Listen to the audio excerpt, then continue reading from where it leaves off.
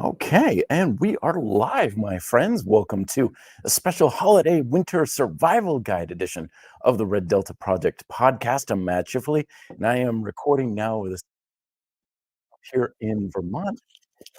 And we got something weird. So we are talking today about how to basically stay in shape and not lose your mind during the holidays. This is something that often creates quite a bit of stress and anxiety in our approach to health and fitness. And this is the perfect setting to do it for. And the first lesson that we want to address today is that we want to recognize that change and modifications in what's going to be happening is inevitable. Now, this is inspired by a question I got from my good friend Al Painter this previous week. And he's like me, he's a mountain biker and a cardio guy and stuff. And he's like, Matt, what do you do to stay in like biking shape, bike ready shape during the holidays or the winter months, especially out here in Vermont when I used to live here? It was always such a battle because here, the trails become practically unrideable for 4 or 5 months at least out of the year. In Colorado, it's a little bit different because we have more of a temperate winter, especially along the Front Range. But here in Vermont, it's like you're not riding your bike hardly at all from November through to April. And back in college, that was a real big issue for me because it would drive me crazy. I was a bike racer. I was a serious bike racer back in college, and I was so anxious about like losing my fitness and losing a step when it came to the changes in the winter months. And so to answer that question of how do you stay in shape during the winter months is I know it's kind of a weird way to look at it, but to a degree, you kind of don't want to. In all honesty, like, how do I stay in biking shape during the winter? I wish back then that I had been more relaxed about it and actually let myself fall back a bit. Because instead, what I did was I would spend a lot of time on the trainer and a lot of time in the gym, the UVM gym, riding my tail off or doing tons of cardio on the ellipticals and running on the treadmills and stuff, saying, I've got to stay in shape. I've got to be in my peak shape. When in reality, what I should have been doing was not really pushing myself all that hard. In fact, even purposely losing a little bit of that progress because no one can go 100% all the time. And that's what I was trying to do because I was coming off of a fall mountain bike season in college. And that was when I was at my absolute peak of trying to perform as well as I could. And it was the thing that was all about trying to be as fast as possible. But nobody can push themselves like that. And what I would often do is push myself as hard as I could in the gym all winter long. And then when it came time for spring training and road bike season in the spring, I would still be completely burned out. I was still even worse off than I was before. So, in a way, trying to maintain that high level peak actually forced me to go backwards. When what I should have done was said, okay, great, bike racing season is over. And now I can put my feet up a little bit, relax, maybe do a little bit more focus on strength training back in the off season, maybe do a little bit of cardio here and there just to kind of keep the heart rate up a little bit once in a while, but no more than 20, 30 minutes once or twice a week max. And then when the springtime came, or in the spring training came, because we all would always drive down to Georgia for spring training, then I'd be like chomping at the bit to ride my bike 100 miles a day, like we would be doing, rather than actually dreading it. So, Al, my answer to you: how do you stay in shape? How do you stay in the best shape possible during the during the winter months? Is I would say I don't even try anymore. Hell, I haven't, in all honesty, ridden my mountain bike for well over a month now. I haven't even gotten any real cardio in for over a month. And I know people will be like, but aren't you going to lose a step? Aren't you worried? But yeah, you're going to. You're going to regress a little bit. And that's perfectly fine. In fact, you kind of want that to happen because going 100% all the time will force you into a plateau faster and it's going to force you into a regression against your will. So it's not a question of do I lose a step? It's do you do it, either under your own power or by being forced to through burnout or, heaven forbid, injury or just total exhaustion. So, as these winter months are coming about, as these holidays are coming about, and we're thinking, oh, how do I stay in shape and stuff? Maybe this is a good opportunity to actually slide back a little bit. Now, I'm not saying totally give up, and I'm not saying totally relinquish all power and control over your health and fitness, but it can be good to just give yourself a little bit of taking the foot off the gas, so to speak. And that's the best thing that I can probably go with. Oh my goodness, my title is way off. You guys are right. Here in the comment section, I think I accidentally pasted my stream key onto my title. Sorry about that. And XY is coming on saying, my way of keeping myself in shape is as animals winter season, bulk in winter because shred in the summer. Yeah. So speaking of that, one of the things that really can be a bit of an issue too, of course, is holiday weight. Right? People will talk about, oh, is gaining weight during the holidays and stuff. Same kind of attitude, same sort of approach, and getting things dialed in mentally is when we're trying to hold on to the ideal or perfect body or something year round. That can actually be inhibitive of actually making more progress. So again, case in point, I'm here in Vermont for the holidays, and it never failed. Every time I come here, my diet slips back a few steps. I'm eating more of my mama's homemade cookies because they're fantastic. And I'm eating more. And I'm also doing less exercise and less activity. And inevitably, after the holiday season, I always find I've gotten a little bit softer. My abs aren't quite as defined. I've got a little bit more body fat. And same thing. It's like, okay, that's fine. That's perfectly okay to have the idea come about. Let me see if I can't do anything about that title. Let's see. No, I can't do. Well, I guess I'm committed now. So, so welcome to episode 180801180. Sounds like something you'd see on Star Trek or something. So anyway, but case in point, like right now, I'm filming the podcast and I'm drinking my heady topper. Like this is a Vermont special here, IPA. I'm not having my seltzer water. I'm letting myself indulge a little bit more here during the holidays. Is that going to have some sort of a negative impact and influence on the physique and fitness and everything? Absolutely. Yeah. And that's perfectly fine because I also know that once I get back home in like 5, 6 days, I'm going to be right back on track with my usual approaches and diet and exercise and everything. And it's not really going to have any sort of effect long term. These little fluctuations that we have are supposed to happen. We're not supposed to be in the same kind of shape all the time. Now, that also doesn't mean I'm totally giving up, of course. I've brought my ISO trainer here to Vermont, and I'm going to be doing my isometrics. I also brought some pull-up handles, and I've got a setup in the basement there where I can hang from the ceiling and get some pull-ups and stuff. So that doesn't mean I'm totally like giving up and letting things not flourish. But it's something where you're also just saying, I'm not going to try and be at 100% all the time because it's good for the mind, it's good for the body, good for lifestyle and stuff. I've done that before where there's been holiday seasons or vacations and stuff where I am going to do everything I can to stick to my diet or my workout program like glue. And even if I was fairly successful, I wasn't really that successful. So I'd be kind of not happy with the fact that I didn't quite get in my usual workout plan, but it would also kind of put a dent in the enjoyment of the vacation or the holidays or whatever. And I'd come out the other side going like, I'm not sure it was even worth it. It's like, so what if you gain a few extra pounds in the holidays? So what if your diet slips a little bit? It's okay as long as it's a little bit. It's when we really go off the rails that we get in trouble. But as I always say, when our habits are really well established, the holidays and vacations and things like that are not going to cause problems. They're more or less exposing the issues that we have. And so that's why I'm not worried about it, is because, yeah, I'm still having my 3 Ps at each meal. I'm still doing some exercise and stuff. So it's not like it's going to be totally disruptive on my approaches and stuff.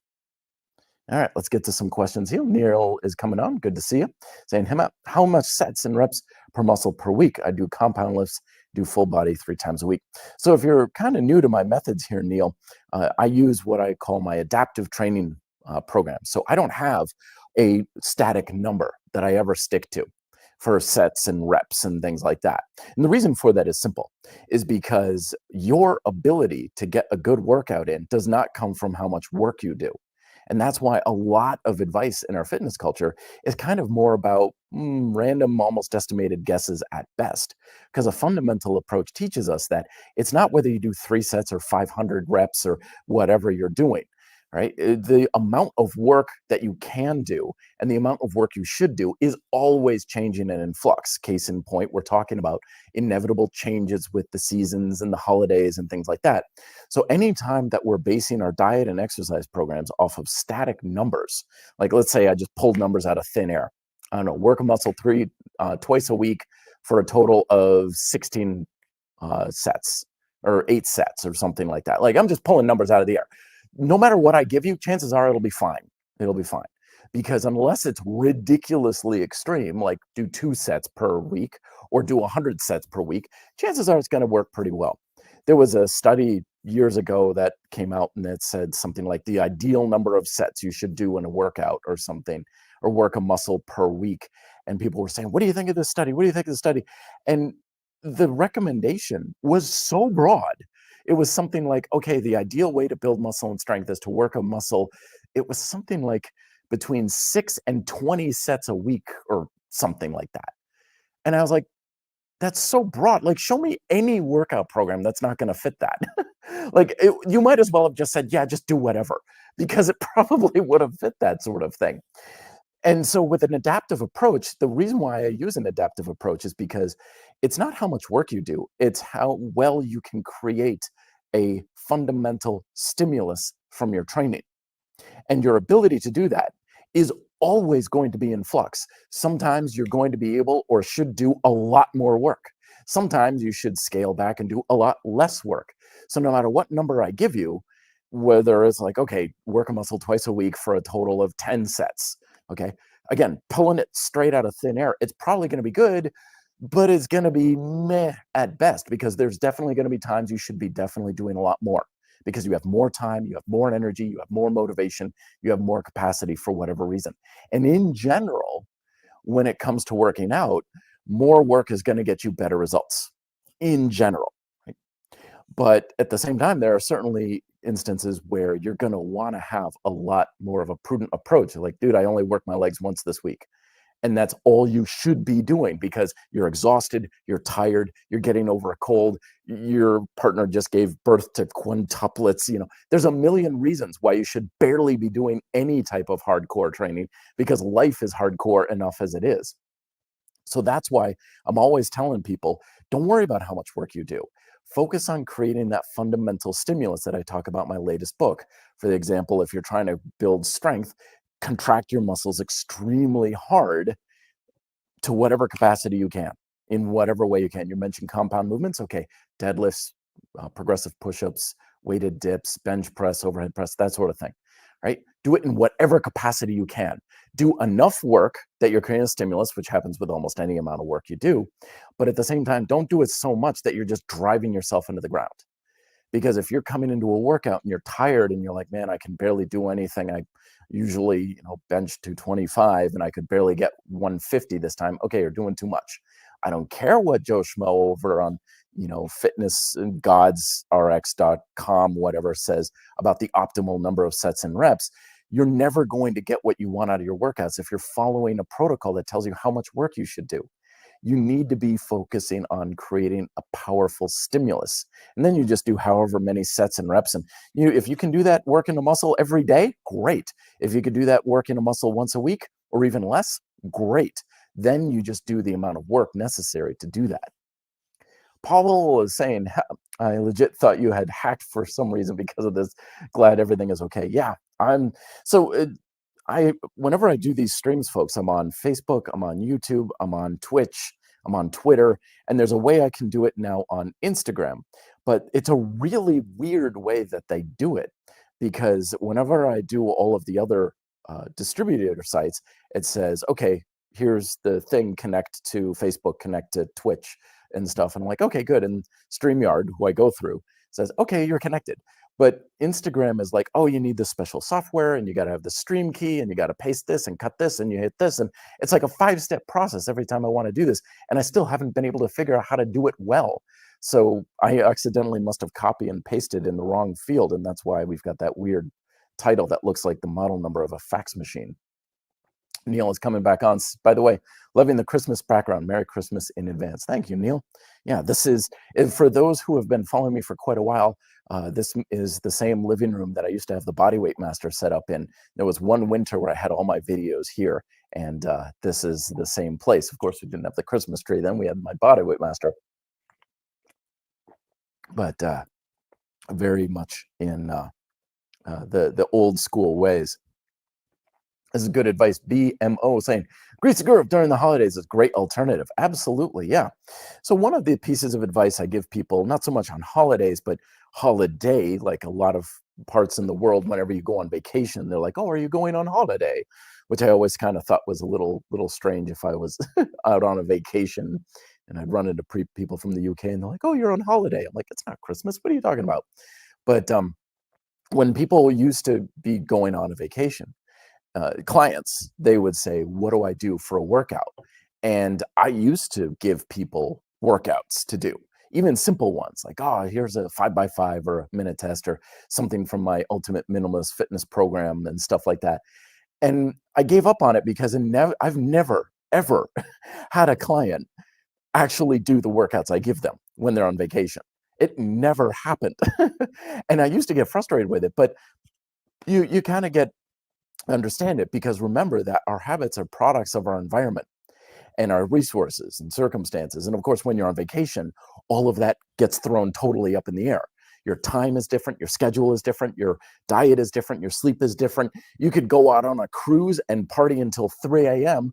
And then I've got like this hour-long workout you're supposed to do the next day, and you're going to look at it and go, no, I'm not going to do that. Are you kidding me?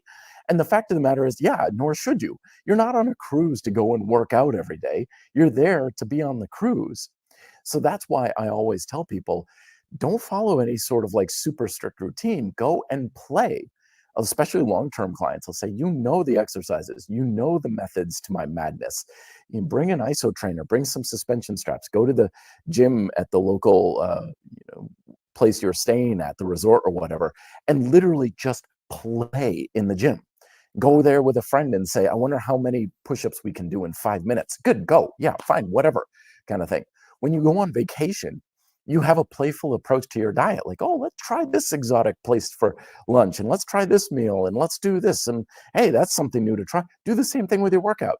Screw leg day and go hiking up the mountains and wherever you're staying. If you're in a place where it's like, oh, they've got this new hiking trip that we can do to these old ruins, these Roman ruins. They're like, yeah, go do that instead.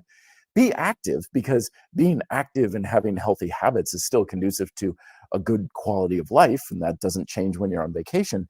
But don't feel like you've got to stick to this strict diet or exercise plan, because even if you're successful in doing that, it'll probably compromise the holiday experience, which in all honesty, I feel is not quite worth it, because as I always say, it's a shame when we sacrifice for our health and fitness while compromising our quality of life. Enjoy yourselves during the holidays. Enjoy yourself on vacation. That's what you're there for. And you want to use diet and exercise approaches that and allow that to happen rather than inhibit it. More questions here. Zach is saying, I've progressively increased how much I lift in the past year. Congratulations. I should mention I exclusively do body weight exercises. Yeah, very common. It's funny because sometimes I'll be listening to a podcast. I don't listen to too many fitness podcasts, but I'll listen to these podcasts. And right now, one of the things that's a very common type of tactic in the calisthenics world is calisthenics athletes who will say, oh yeah, what really helped with my calisthenics is I do a lot of like weightlifting.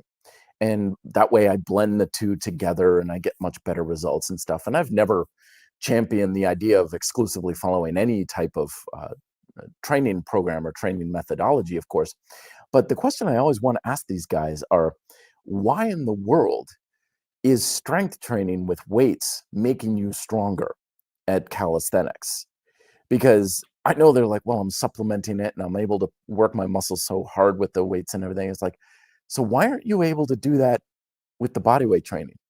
Like if you're doing a bench press and you're like, oh my gosh, my arms are working so much harder, why aren't you able to accomplish that with your push-ups? And in my opinion, that's like user error. That's one of the reasons why when I got back into when I got into calisthenics, and then I started to mix the weights and the calisthenics back and forth for a month or two, I was like, why am I messing with the weights? It's the same thing. My body's doing the same thing. It's no different. It's the same programming. It's the same experience. My arms, my back, my muscles, they're doing the same thing. There's nothing different, which is the way it should be. Because if you're experiencing a radically different stimulus from one to the other, that means you're not doing something right either way. If you're experiencing a different stimulus from calisthenics, that means you're doing the calisthenics wrong. It doesn't mean that the weights are better or the calisthenics is better. And this is a great example of that. When you say, oh, I did this method and then I'm still getting stronger. It's like, yeah, as you should be, because that means you know what you're doing. That means you're doing things correctly, my friends. So congratulations. Well done. Simon is coming on saying, hey, I got a app from a local gym. Don't think I will use it much after Christmas as I like to. Just free boy. Yeah. So I've always found that technology usually just kind of gets in the way of this whole thing, of these fitness approaches. The more we have to rely on digital assistance in our workouts and diet and everything, the less we're relying on our own self. I don't know, maybe AI will change that a little bit over the years, but right now it's something that is off a little bit with the technology. He's going on to say, app helps if I have an off day and head, so the best I may use it, but not into it. Dumbbells, I prefer machine, cables, and bar. Yeah, use whatever you like. You know, the tool is just the application. Remember that exercises and the tools that we use don't cause the success we have. That was the mistake I made for far too long, is the dependence I developed on what I did, thinking that was what made things work, when in reality, it was how well I was using it that made it work. Owen's saying, hey, Matt, what does your standard diet look like? Not during the holidays. What do you typically eat for breakfast, lunch, dinner, snacks, and so forth and so on, and then everything? Well, it's same with the workouts. You know, I don't have a standard diet that I ever follow. You know, I used to do that a lot back in the day, and it was always not. It was more trouble than it was worth. Looking back now, if I could tell my younger self any sort of advice, I'd be like, don't give up on all the dietary, clean eating nonsense and stuff like that. For the most part, as I cover in my Ultimate Minimalist Fitness program, I always just, my meals are my 3 Ps: plant, protein, and portions. That's about the only thing that I ever consider when it comes to food is, am I getting protein and plant-based foods at each meal, and am I eating enough but not too much? Outside of that, whatever.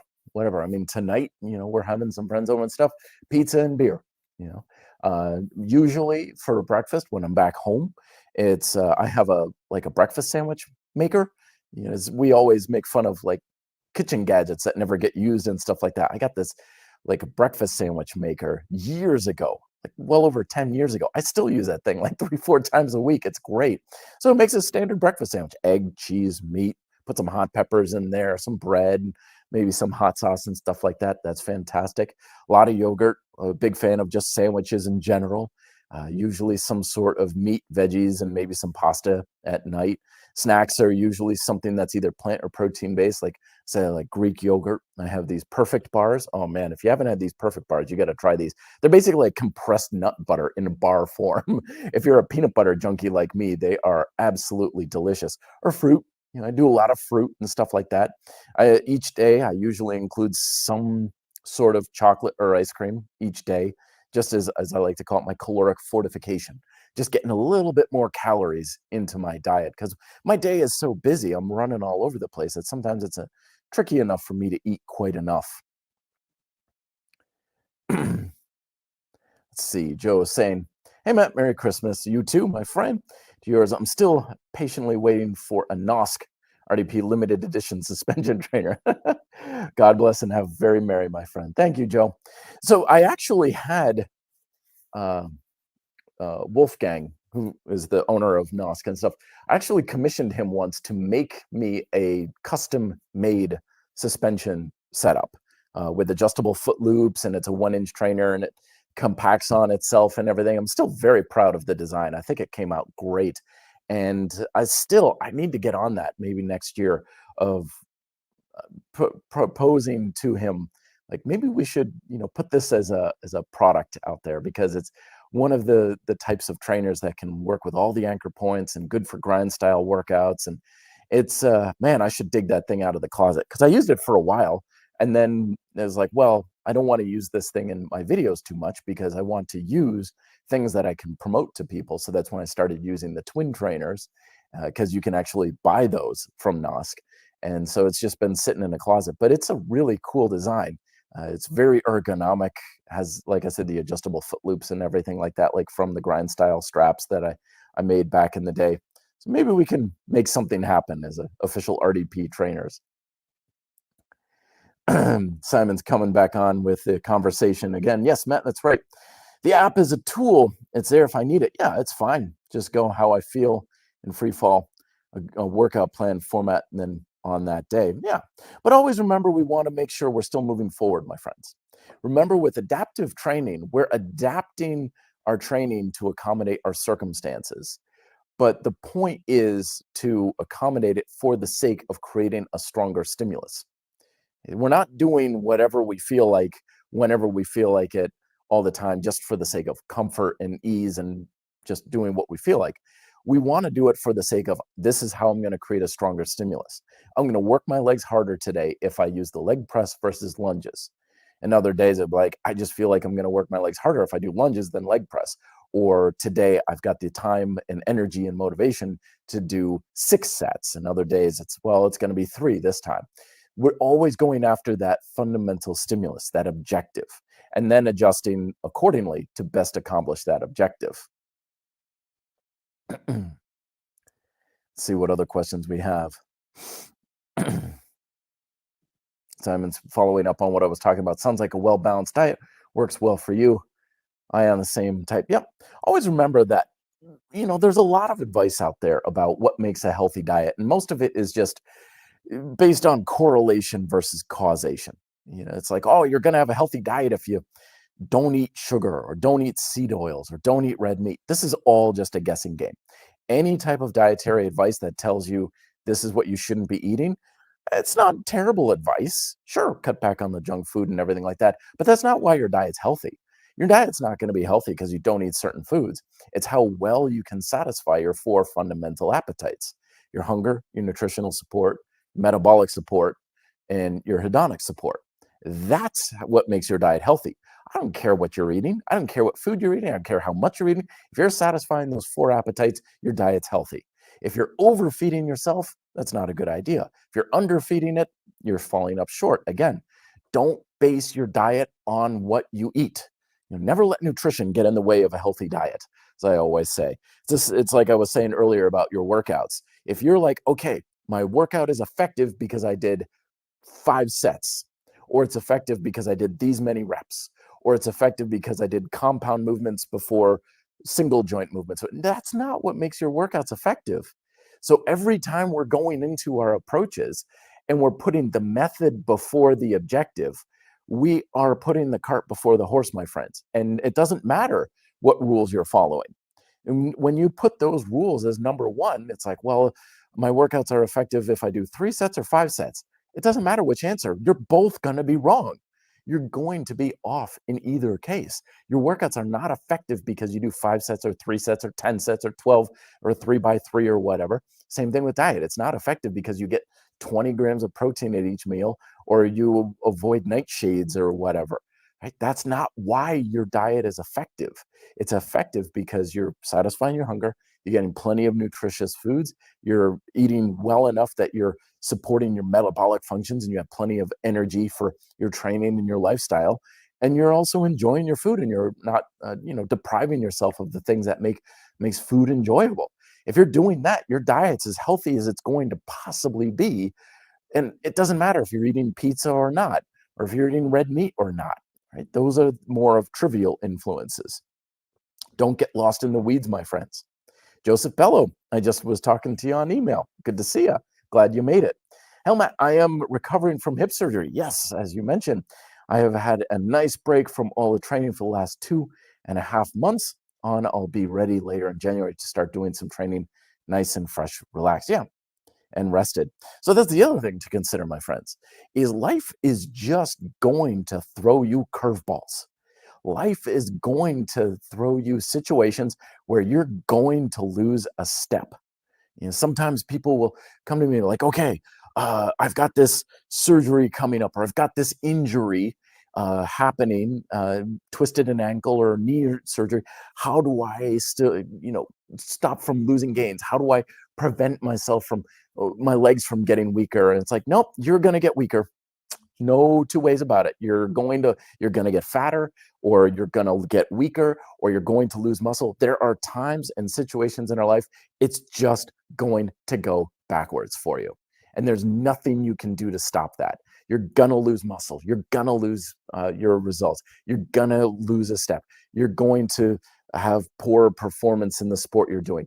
There are just circumstances that are inevitably going to come about, and you're just going to fall back. There's nothing you can do to stop that. Now, you can do things to maybe not fall back as much, but we need to be able to make peace with this sort of thing. I've been reading a book lately about change inevitable, of course, in life. And one of the biggest takeaways that I made a video a little short on the YouTube channel a little while later is that when change comes, one of the greatest sources of pain that we experience as humans is fighting and resisting change, which we know is inevitable. We know it's going to be happening. But when we fight it and we resist it, especially emotionally, that's where we get a lot of pain and anxiety in life. So being willing to accept these changes that happen brings us a lot more peace. And so fighting pain causes pain. Accepting change, or fighting change causes pain. Accepting change brings peace. Causing change proactively is where we get power. And so recognizing that, okay, I've got this hip surgery, I've got this injury, I've got this illness, holidays are coming up and I'm stranded on a deserted island, I can't eat right, whatever the case may be. Accepting it will bring about a lot more peace during it. And then once you can do something about your circumstances, saying, well, I can't have a perfect diet, but I can make sure I'm getting protein at each meal, that brings you that power and that control back. So do what you can with what you have. But if you can't do much and you don't have a lot going for you, that's perfectly fine.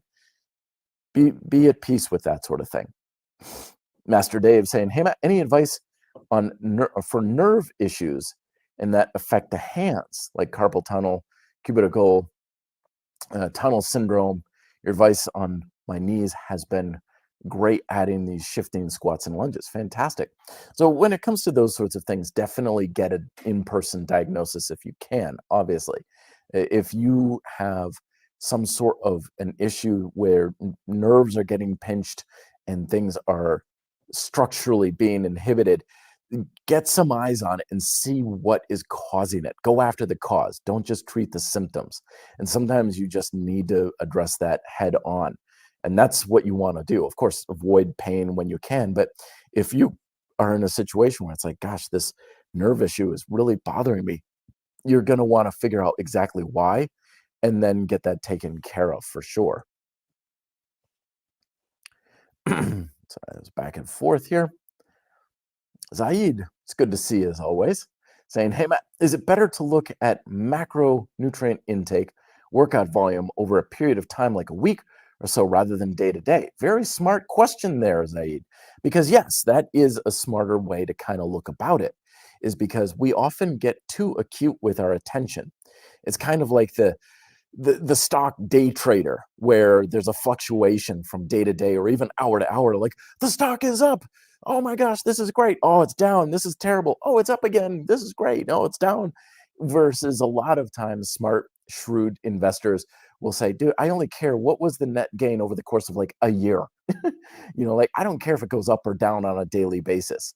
Same thing with fitness. A lot of times we get way in the weeds in our head about what we're doing on a day to day. Like, oh, I burned 3,000 calories today. Oh, the next day I only burned an extra 500 calories. Oh, no, this is terrible. And our emotions are on this roller coaster due to these things. When you're right, the results that we experience, the condition of our body is not what's going on day to day for the most part. I mean, obviously, like, well, I broke my leg the other day. That was a day to day thing. It's like, sure, of course. But for the most part, the amount of muscle and fat and strength and ability you have isn't due to what happened in the past 24 hours.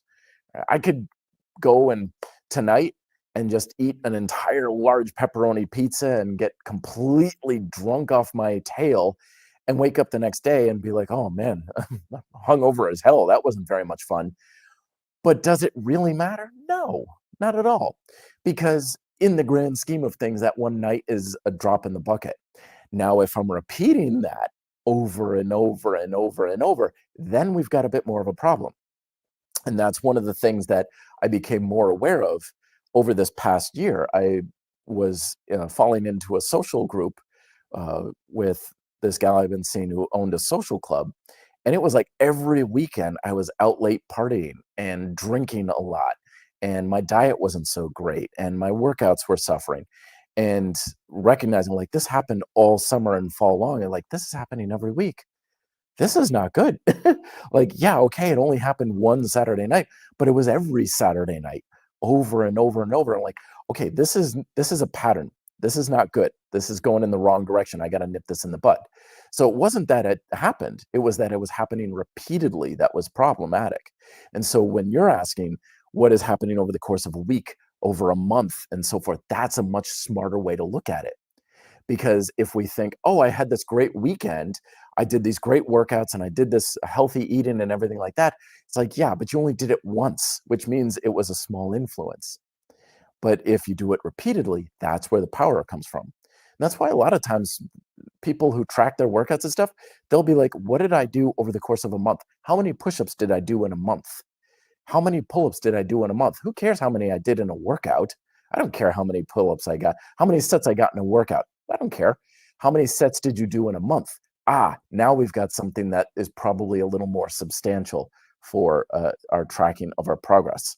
So yeah, you're absolutely right. Take a macro approach. Take a macro view, because when we get too micro, we can lose the sight of those trends.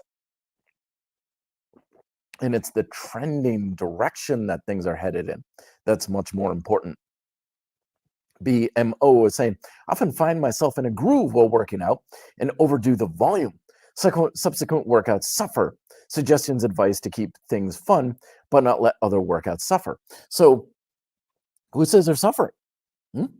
Who says that it's really off? So there's a few ways we can approach this with adaptive training.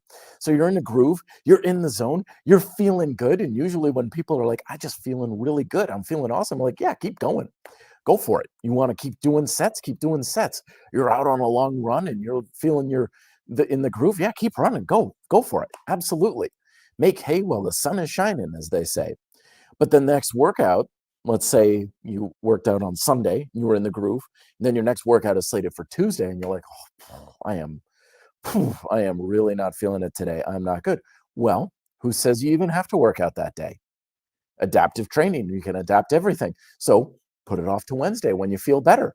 With all that volume, you just need more recovery. It's not too much volume, it's just not enough recovery. So get some more sleep, get some more food, come back on Wednesday, kill it, crush it. Or you could be like, yeah, but I really want to work out on this Tuesday. Okay, great. Not as much volume then. Just get a couple good sets and call it a night. Or decrease the volume or decrease the intensity a little bit. Like, dude, I was doing these weighted pull-ups and it was awesome on Sunday. Now my arms are so tired and sore, but I still want to get a little bit of pump. Okay, downshift to just simple body weight rows. Or let's get some archer rows on the suspension straps. We'll get a couple good sets, get the blood flowing, feeling good. Okay, go home. Right? Adapt. Some days you're going to have more, so do more. Some days you're going to have less, so do less. Or just put it off to a time when you have more again. Adaptive training, my friends. There's no such thing as a bad workout, only just bad applications, forcing ourselves to do things out of alignment. Vince, it's good to see you. Hey, Matt, recently started focusing on my form rather than chasing reps as you've advised. Good man, good. My reps went down to a half, even a third of what I used to doing before. Usually a sign you're on the right track. Workouts feel better and more effective. Yeah, there you go. Again, when we're chasing the work, then we're putting the cart before the horse. Your workouts are not effective by how much work you do, my friends. I don't care if you do 100 reps or 10 reps. I don't care if you run 10 miles or 1 mile. Achieve that fundamental stimulus. That's what's important. And if you could do that in a mile, great. If it takes you 10 miles, okay, then you run 10 miles. But don't make the work the goal because you're not going to get results based on how hard you work. It's just correlated, not causation. Benz is also saying, also thinking of movements such as movement chains. Yes, as we talk about in chain train theory, all of RDP programs are based on chain training, not muscles or movements, but chains. Makes me feel the contraction way better. All I want to say is thank you for your tips. Very good. Glad you hear that. It's not muscles, it's not movements, it's both. It's the best of both worlds. Lenduan, it's good to see you again. I hope I'm pronouncing that last name correctly. All these years I've been talking to you, I never quite understood that. But good to talk to you, Len. Hey, Matt, thanks for everything you do. You've helped so many of us in our lives in ways you may not realize. Well, I have an inkling. After all, I've helped my own self. So I hope if I can help people even half as much as I've helped myself, I'd consider myself a success. I look forward to what's next in the new year for RDP. Merry Christmas, Matt. Thank you very much. And I've got a lot coming to you guys. I've got my official guide, quick read book on adaptive training that's going to be coming out. I've got my book, one of my next books, which I thought was going to be a quick read, but it's now turning into a whole new book, is just 100 tips on how to build more muscle with calisthenics. That was the impetus for this month's RDP Advent calendar. Those videos are on YouTube now. Last one's coming out tomorrow, of course. I've also got a new company that I'm going to be working with in partnership with Al Cavadlo, where I'm going to bring a lot more formalization to remote coaching. So if some of you have ever wanted to coach with me to be your coach remotely, we're going to be bringing a lot more of a formal, much more high quality remote coaching program, as well as creating official grind style calisthenics and isometrics programs with that. So it's not just going to be the little piecemeal videos on YouTube or the books that I have on RDP. It's going to be a full on official grind style calisthenics and muscle building isometrics programs that are going to be coming to you folks. So there's a lot of great stuff coming down the pipe for RDP this coming year. You guys are going to love it. Master Dave saying, Matt, I find adding that tension phase from GSC has helped me progress exercise without adding reps. Absolutely. Just getting more out of the reps I was already doing. Yes, absolutely. So the tension phase, part of the warm-up, the first phase of grind style calisthenics and to a degree isometrics as well, goes a long way because always remember, you can only work a muscle to the degree you can engage it. And to a large degree, many of us have poor neuromuscular activation in our muscles. I know they call it the mind-muscle connection, but it's not really a good term for it. It's like, of course it's connected. Like, what do you think your muscles are connected to? Like unicorn tails or something? It's the neuromuscular system for a reason, folks. Your muscles are driven by your nervous system. If the human body were a car, your muscles are just the wheels. Hell, they're not even the wheels. They're the tires that where the proverbial rubber meets the road, which is important, which is certainly good, but it's the nervous system that's driving the whole thing. And so the tension and stability phases of grind style calisthenics, or even the strength phase to a large degree, is all about developing your nervous system, because the stronger your neural drive is, everything becomes so much more effective and safer too, which is a very good thing. And that's why it's there. I know it may seem a little redundant sometimes. It's one of those things that may seem a little like, do we really have to do this? Okay, fine, whatever. But I promise you folks, you improve your neural drive, everything about your workouts gets better. Even if you don't do any more additional work ever, even less work, it's going to be more effective. See, good conversations coming on between you two. Very good. Thank you very much. I love how the community is supporting each other. One of the things I always love to appreciate about you guys, you're all there for each other. You're conversing, you're giving ideas and criticism stuff. There's not a lot of animosity here. That's fantastic. As you all know, the internet can be such a cesspool sometimes, and you're all here to build each other up. That's exactly what you want. Let's see, what else can I help folks with? Edward saying, hey, Matt, we sit all day. It impacts our longevity. What is the optimal sitting pose and optimal sitting chair sofa? Thanks. Merry Christmas. Very good question here. As I take more swig of my beer. Here's the thing. It's not sitting that's the problem. Sitting is fine. Sitting is more than okay. We're perfectly okay to find and to sit. Sitting doesn't do any harm. Sitting still, people are like, oh, sitting still is hard. It's not the sitting part, it's the still part. That's what's getting you. It's being still for so long. It's the lack of movement and balancing out movement that's getting you. And so it wouldn't matter if you're standing still. Like so many people back in the day, there we sat on these, Swiss balls, these giant Swiss balls, and we thought that was better. It wasn't. I was one of those people who had it. It usually just it meant I had worse posture while sitting at a desk.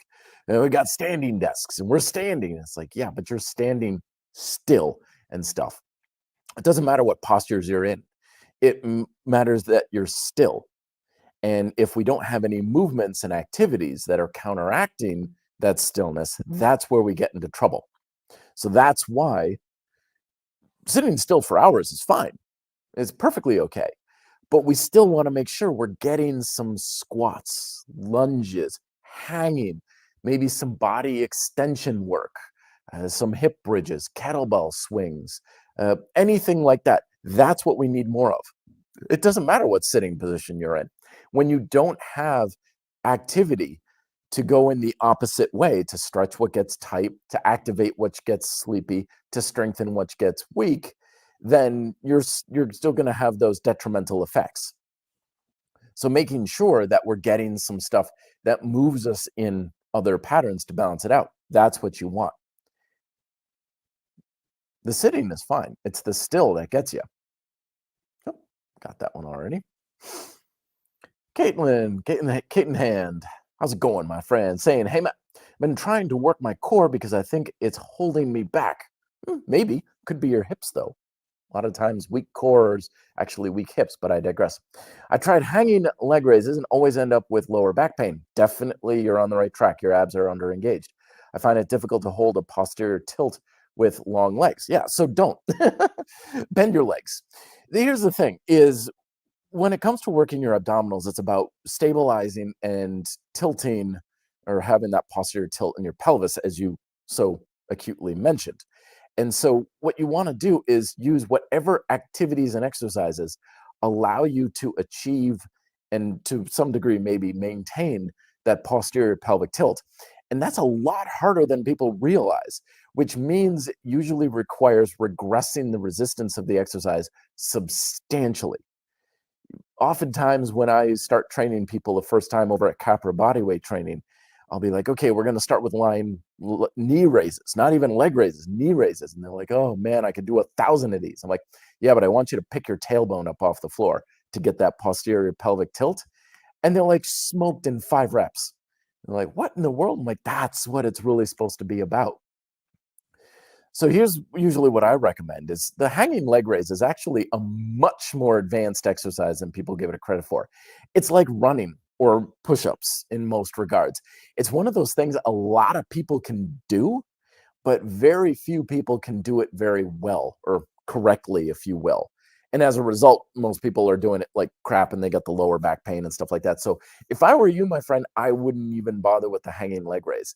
I would go, if you're hanging, try to basically pick your knees up to your chest, like you're curling up into a ball and having that pelvic tilt. But if I were you, I would just go with a simple plank style exercise, getting into a pelvic tilt to begin with.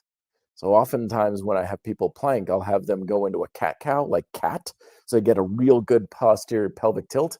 And then you bring either your knees up off the floor, keep your knees bent, or straight legs. And that alone is more than enough than what people can handle. But it's going to get your abs much, much more engaged, because otherwise you're going to be primarily flexing with your psoas muscle, and that's why you're getting the pull in your lower back.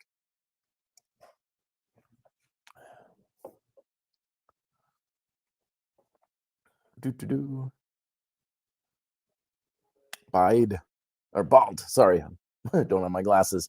Bald Diggy is saying, "What do you think about not even counting reps, purposely losing track of how many reps you're doing?" Yeah, there's lots of little tricks you can do like this to, and this is a good thing to do when you're on vacations and holidays and stuff like that. Is break out of the routine.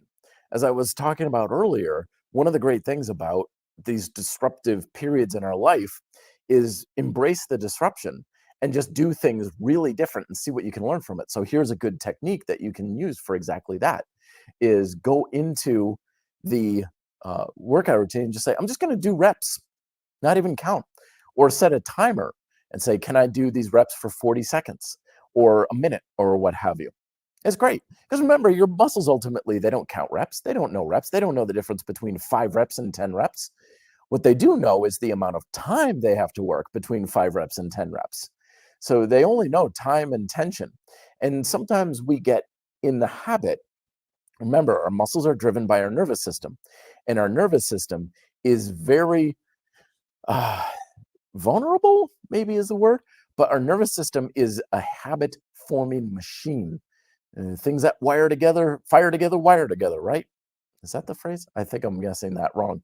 But if we do something habitually over time, we get used to that being the way it is, reality, so to speak. As I say, a belief is nothing more than a thought that we just keep habitually thinking. So if you are always doing 10 reps of an exercise and you think that's your limit, you're going to start to fatigue when you're going 8, 9, and 10. But if you stop counting, you could be like, bang, bang, reps, reps, reps, reps, reps. And you're like, yeah, keep going. And you're like 15, 16, 17, 18. It's amazing how people can inhibit themselves. This is why I'm always saying that, quote, lifting to failure is often more subjective than we think it is. Because, God, the number of times people have come to me and they're like, this is my limit. This is my absolute limit. This is the number of reps that I can absolutely do.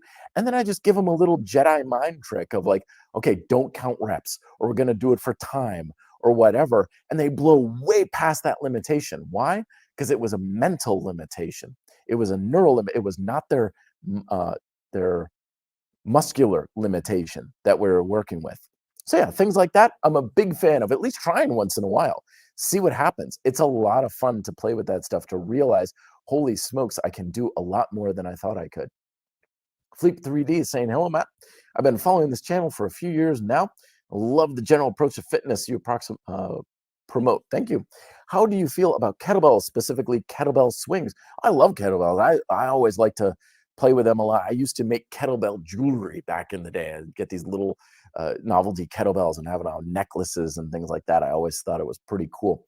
I like kettlebells. When it comes to external loads, because of course I'm all about the bodyweight training and isometrics and stuff, but when it comes to external loads, I'm a big fan of ground-based hand weights, of which kettlebells are.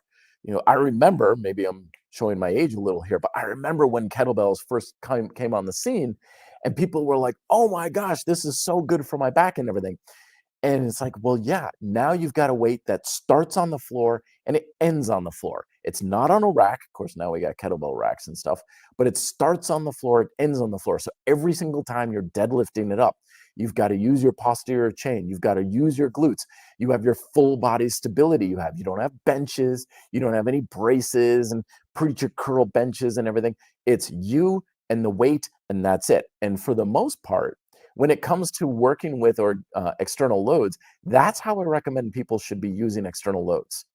Because the more you have to have external supports, the less support and structural stability you're creating in your muscles. So kettlebells are great for that. You can also do it with dumbbells, sandbags. A lot of times when I see people set up a home gym and they're like, I'm going to get a barbell, like I usually will recommend, get just the barbell for several months. Don't bother with a rack. Don't get a squat rack. Don't get a bench and anything like that. Just the barbell for the same reason. Because I'm a big fan of that ground-based loading. Because that's what I think most people should use. I like kettlebells also because they require finesse and power and stuff. And rightfully so, a lot of people will say, well, that means that you're training to get good at using kettlebells. Of course, that's what all training is. All training is about getting good at the exercise you're doing. There's no such thing as an any type of exercise that makes you good at everything. It's just it makes you good at kettlebell training. Yeah, but there's always more functional carryover with that. And yeah, you're absolutely right. The kettlebell swing is your bread and butter. That is your classic loaded, powerful hip movement. I know people who are into lots of different training modalities, and they're like, "Dude, I feel bad. Why?" Well, the only thing I'm doing with the kettlebell is swinging it. It's like, great. A lot of times, especially if we're using multiple modalities, you're going to find there's one, two, maybe three primary exercises you would use a tool for, and that's it. And that's great. That's fantastic because it means that you're getting a lot out of those few things. And that's great. That's a good way to go about it. So yeah, I'm a big fan of people experimenting with kettlebells. I think it's fantastic. Let's see, what other questions can we address here on the holidays, wrapping things up? Simon, it's good to talk to you. I said, gotta go now, headed to that deload back in arms. Best of luck to you, my friend.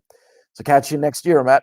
Good on the channel today and see you. Thank you very much, Simon. Appreciate you coming on here. Hope you have a very merry and you have a good end of the year as well. Oops. I think I just did not hit that quite right. There we go. Vin is saying, is there any benefit to training barefoot? Do you think about the barefoot shoe movement and so on? So at the bodyweight gym at Capra, we train barefoot or stocking feet all the time. Just because, and this may be just my personal thing, is I've been a martial artist since I was 10 years old. My feet are strong.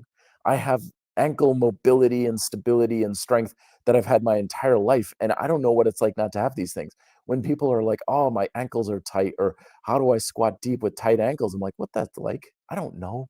Because I've trained and lived barefoot. And in the summer, I'm barefoot all the time. I think there's a lot of benefit to being as barefoot as possible. Of course, you got to protect yourself. I'm not about to say go hiking on the Rocky Mountains barefoot or something. It's like, no, you've got to be safe, and of course, got to protect your feet. But I'm a big fan of being barefoot. I think there's a lot to be said for that sort of thing. And barefoot shoes and everything like that. I just find it's more comfortable.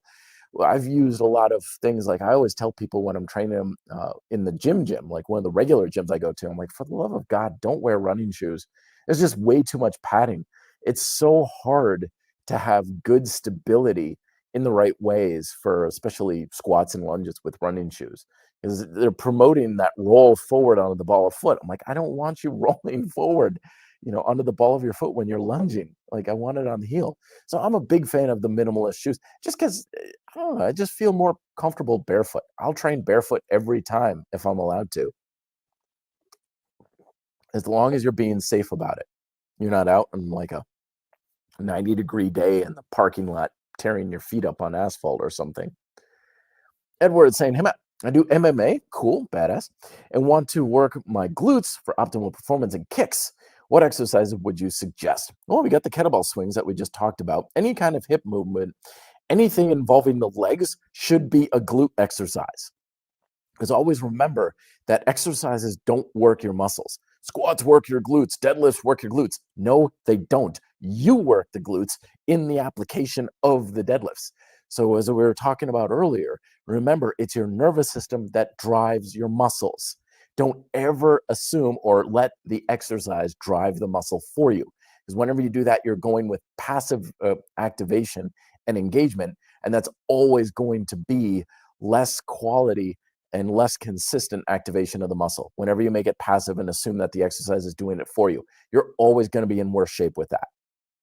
Doesn't mean it can't work. I'm just saying you're not going to get as much as you can out of it. So anything that involves a hip hinge, anything involving your lower body should be a glute exercise. Standing still should be a glute exercise. This is why I'm always so much about get your muscles engaged very well, because the best way to get a muscle to develop and get stronger is to use it all the flipping time. Right? You see someone with really great biceps or really powerful glutes, and you're like, oh, I wonder what exercise they're doing. They're not doing an exercise for that. They're just engaging their glutes a lot more when they're standing, when they're walking, when they're climbing stairs, when they're lunging and they're squatting and they're on the leg press, when they're getting out of their car. That people often comment on my calves being well developed. It's like, what do you do for your calves? Nothing, because I'm using them very well all the time. That's why they get developed. So that's the biggest advice that I would give you, especially as a martial artist. You should have your glutes fired on and ready to go with every stance you're ever in, every step that you're taking, every position you're in, when you're kicking, when you're coming back down, when you're jumping, when you're landing. Use your glutes with everything. And the reason why I'm saying this is to get your brain recognizing that so you do use it all the time. Because I could give you the best glute exercise in the world. Like, dude, I do kettlebell swings and my glutes are on fire. Great, you're doing that twice a week. La-di-da. How about we use your glutes and get them on fire every single day with everything you're doing? Because you could have your glutes firing like crazy on kettlebell swings, but if you're still not using your glutes when you're in a good stance, what good is it to you?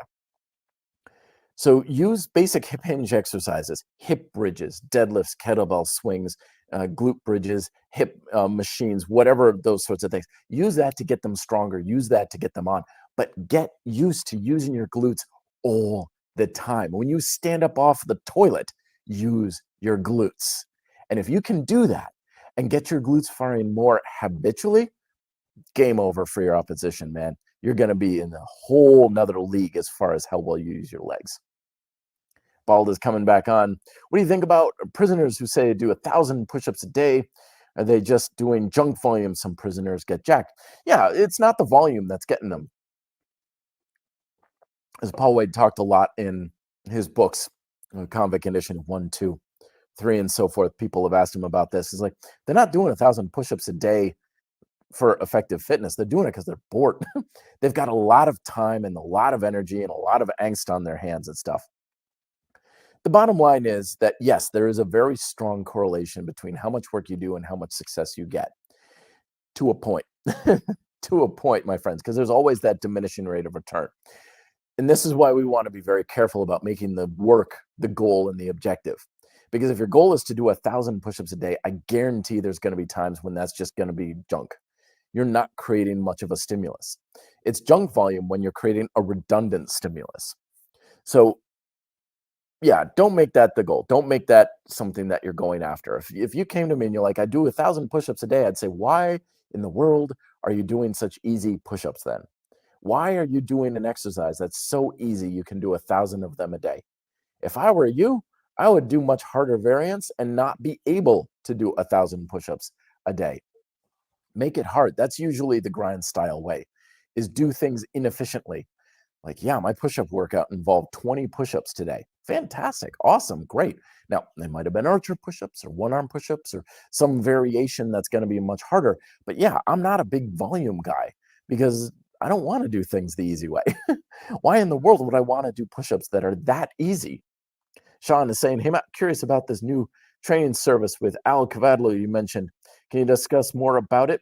Target audience focus on training, strength, mass delivery, fee structure. Yeah, I don't have any of that information right now. Basically, check out Al Cavadlo's stuff. He's been working with a company now where he's been building his programs that we've been talking about a lot on the RDB podcast, the Mobility Man program and the Shredded Dad Diet program and other things like that.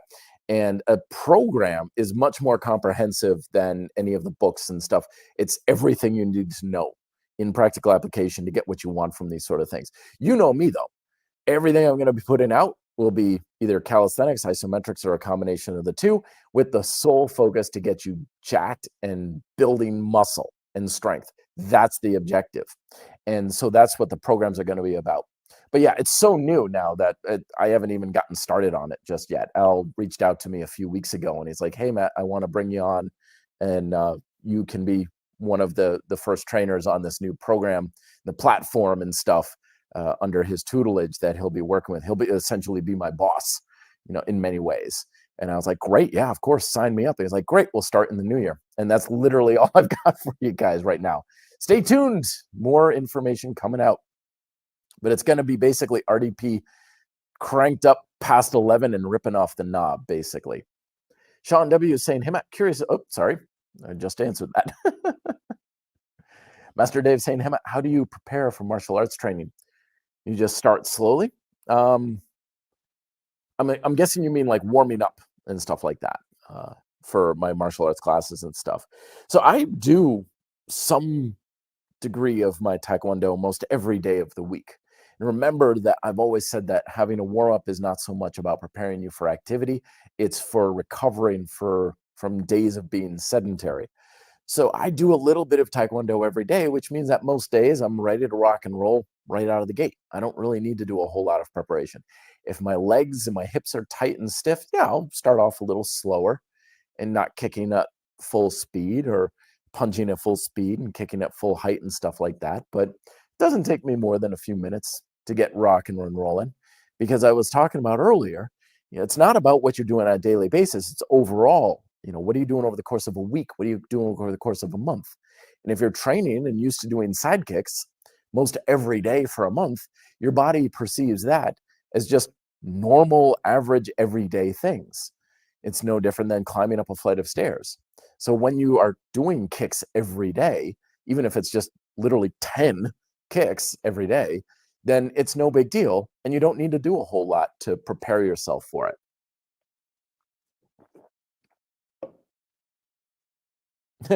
Back on again, Android 17, weirdest video title ever. What? It doesn't make sense to you? That makes total sense to me.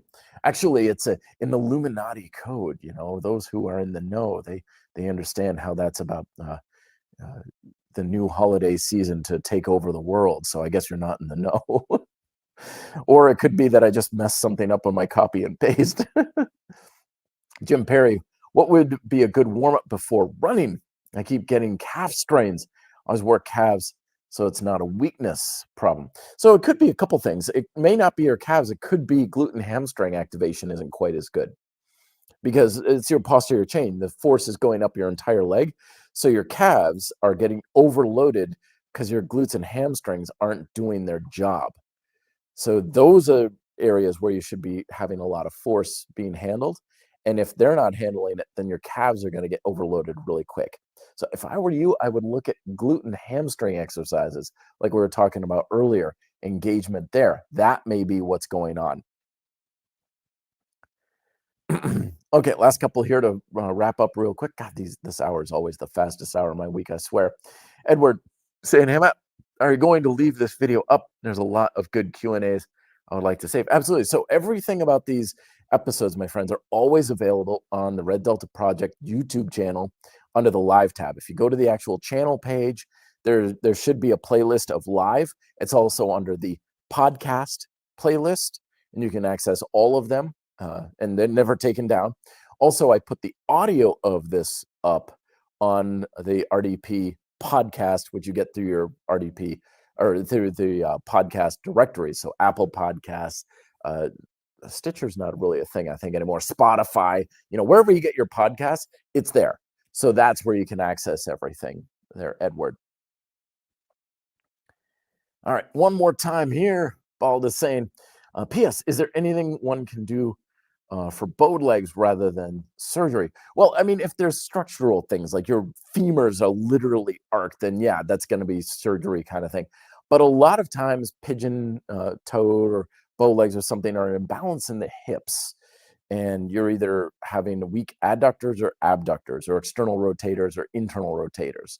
So in those cases, I usually refer to folks looking at isometric hip exercises that I utilize in order to strengthen up the hips and balance them out, which I'll make a video on in the next week or so on how exactly I do that, because it's really simple, really easy. I mean, I could explain it now. It's just stand with your feet roughly shoulder width apart, bring your toes slightly outwards, and tighten up your entire legs and squeeze into the floor like you're adducting.